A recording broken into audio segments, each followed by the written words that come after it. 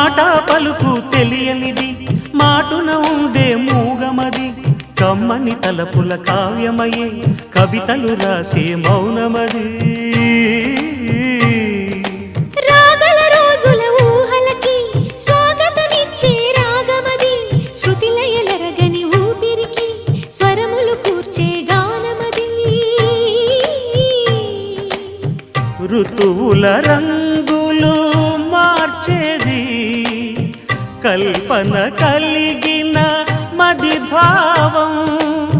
బ్రతుకును పాటగా మలిచేది